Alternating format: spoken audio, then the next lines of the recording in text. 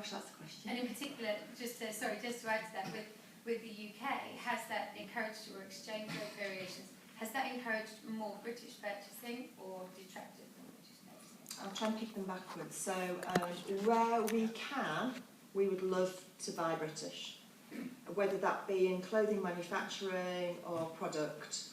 If we can and it's economically the right thing to do, that is absolutely where we would go first. And I was just having a conversation the other day with our George team about going to another UK factory in clothing manufacturing, because some of the challenges that we're facing in some of the markets that we are in and manufacturing in. So that's in this group. Eurozone and everything else, gosh, who knows? All businesses like mine can do is look to protect yourselves the best you can in the event. And actually, in some ways, for British businesses, it could be an opportunity if you're dealing with European suppliers from an exchange rate perspective, but also from a stability perspective for some of those organisations to know they've got contracts outside of Europe and to look at those. So that's part. How does the difference in all of the emerging markets affect an asda? Only really, so there is a manufacturing base, but it's more interesting from a Walmart perspective and where they choose to put their capital resource. And I think that's what becomes fascinating. So you've got the emerging markets such as China and such as India, which are probably growing faster than they can control at the moment.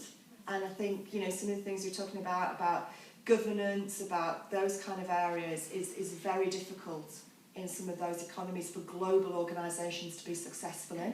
But there is no doubt that, you know, Britain better get used to the fact it ain't going to be the centre of the universe anymore. And we therefore, that is the impact onto it. What we can be is stable. And I think one of the most important things that investing in Britain can offer to international companies is a great workforce and level of stability, which actually helps counterbalance in a model the differences that are there. Yeah, just there's someone like Tesco who's pulled out of Japan now. I wondered if you were still seeking further and further global expansion.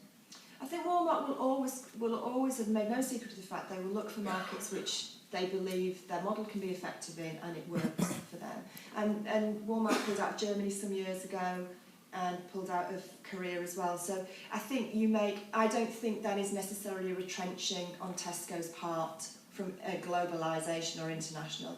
They are individual markets that did not work for the assets that they had in that market.